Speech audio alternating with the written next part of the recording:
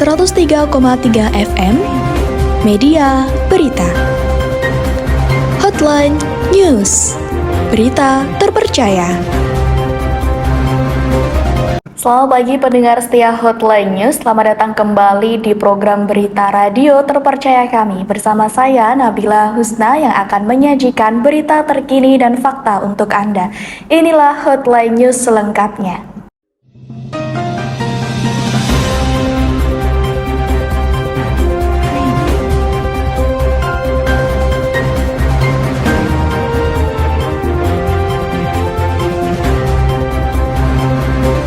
Berikut informasi terkini yang kami sampaikan, di antaranya dampak penutupan selokan Mataram, ratusan kepala keluarga ditempel krisis air bersih. Pasien infeksi saluran pernapasan atas atau ISPA kini semakin meningkat pada anak-anak. 103,3 FM Media Berita, masih bersama saya Nabila Husna pada program Hotline News. Pendengar, informasi pertama datang dari wilayah Yogyakarta. Dua kelompok simpatis partai politik terlibat tawuran di Magelang, Jawa Tengah. Untuk informasi lebih lanjut sudah ada reporter kami, Ades. Silahkan Ades laporannya. Ya Bila, sekarang saya sudah berada di Jalan Magelang, Jogja, kilometer 13, Dusun Kalangan, Desa Pabelan, Kecamatan Mungkit, Kabupaten Magelang. Tepat sekarang saya berdiri 20 meter dari jarak kerusuhan terjadi tadi jam yang lalu, yang dimana dua simpatisan parpol antara yang diduga PDIP dan GPK dari partai PPP melakukan aksi lempar batu dan pembakaran terhadap sejumlah motor. Diduga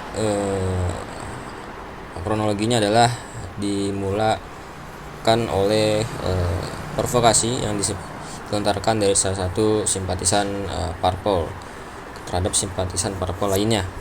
Dan juga saya perhatikan tadi beberapa batu itu melayang ke arah rumah warga.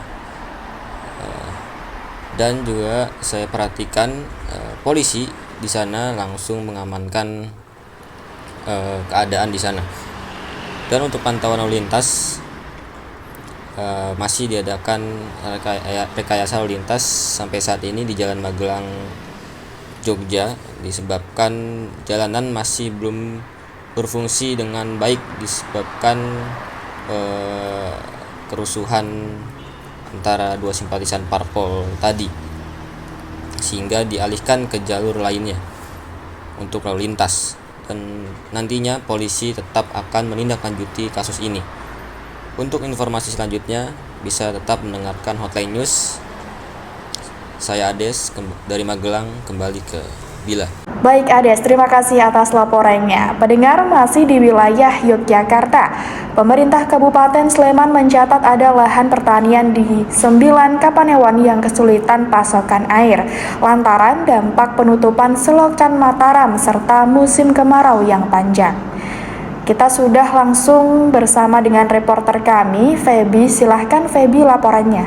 Pendengar, Pemkab Sleman mencatat sejumlah wilayah di Kabupaten Sleman mengalami dampak akibat pemberhentian sementara aliran air di selokan Mataram yang kini sedang dalam proses perbaikan. Selokan Mataram ditutup sementara dari tanggal 1 hingga 31 Oktober 2023. Akibatnya, banyak sektor di bidang pertanian dan perikanan yang memanfaatkan aliran air selokan Mataram terkena imbasnya. Salah satunya ialah seorang warga, Pak Lilik Janimko di Kapanewon Gamping, Kabupaten Sleman, yang mengaku mengalami kerugian pada hasil pertaniannya. Hasil yang terakhir itu dijual semua, jadi masih ada ada dana lah, ada sisa dari hasil panen terakhir kemarin. Terus kalau para petani ya sementara ada yang sementara pas panen, ada yang beralih di palawija kayak gitu. Lebih hampir ya 50-70%. Selain berdampak pada sektor pertanian dan perikanan, sumur yang dimiliki warga juga mengalami keterbatasan dan kekurangan air bersih, sehingga warga sangat menghemat penggunaan air. Dari Gamping, Yogyakarta, Febianti Klantin melaporkan. Baik Feby, terima kasih atas laporannya. Selamat kembali bertugas. Kita beralih ke informasi selanjutnya, pendengar. Harga beras tak kunjung turun. Kini masyarakat Yogyakarta kembali dibuat pusing karena harga semua jenis cabai mulai merangkak naik. Kenaikan harga cabai dipicu karena petani cabai gagal panen akibat kemarau panjang. Kami sudah langsung bersama dengan reporter Elvira yang akan melaporkan langsung. Silakan Elvira laporannya. Ya, terima kasih Nabila. Pendengar, harga semua jenis cabai di Pasar Keranggan terpantau naik Minggu pagi. Kenaikan rata-rata 5.000 hingga 10.000 per kilogramnya. Cabai keriting merah misalnya dari biasanya Rp25.000 per kilogram menjadi Rp35.000 per kilogramnya. Cabai rawit merah juga naik Rp10.000 dari harga Rp40.000 menjadi Rp50.000. Sedangkan cabai rawit hijau dari harga Rp25.000 per kilogramnya menjadi Rp35.000 per kilogramnya. Kenaikan cabai menurut pedagang sudah berlangsung selama seminggu belakangan ini. Pedagang menduga pasukan cabai berkurang ke pasaran lantaran petani cabai gagal panen akibat kemarau yang panjang. Harga per kilo cabai besar merah keriting tuh berapa Bu sekarang per kilonya? Harganya 35. Nah itu emang lagi mahal tuh karena apa Bu? Karena ini musim betul nonton ikan ini napa? Kemarau nggak bisa napa nih urip ngoten niku nek disiram iki. Pasokan cabai Ibu tuh dari mana aja Bu? Dari Muntilan. Dari Muntilan. Ya. Biasanya kalau sehari tuh habis berapa kilo Bu? 5 kilo. Pendengar, selain cabai, sayur mayur juga ikut naik. Sawi misalnya dari harga Rp3.000 menjadi Rp8.000 satu ikatnya. Elvira Mutia melaporkan dari Yogyakarta. Ya, terima kasih Elvira atas laporannya. Baik pendengar, informasi selanjutnya. Kualitas udara memburuk sejak memasuki musim kemarau. Kasus infeksi saluran pernapasan atas atau ISPA dilaporkan kembali meningkat pada sepekan terakhir ini, terutama pada anak-anak. Kami sudah langsung bersama dengan reporter atau rekan jurnalis kami, Dida. Silahkan Dida laporannya. Kualitas udara di Indonesia memburuk sejak memasuki puncak musim kemarau. Dampaknya, banyak warga yang menderita infeksi saluran pernafasan akut atau yang biasa disebut dengan ISPA. Berdasarkan catatan Dinas Kesehatan Kota Yogyakarta, sejak musim kemarau, terjadi peningkatan penderita ISPA selama Agustus sampai dengan September 2023, terutama pada balita di usia 1 sampai dengan 5 tahun. Penyakit ISPA disebabkan infeksi virus dan bakteri yang menyerang saluran pernafasan, yang menimbulkan penyakit batuk, pilek, sinusitis, dan radang tenggorokan akut. Umumnya, ISPA yang sering menyerang anak-anak dikarenakan sistem pertahanan tubuh anak-anak yang masih rendah.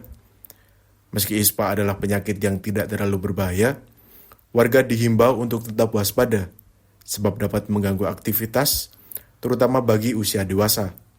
Berkaitan dengan hal tersebut, para orang tua dihimbau untuk kembali menerapkan protokol kesehatan dan disiplin melakukan perilaku hidup bersih dan sehat terhadap anak.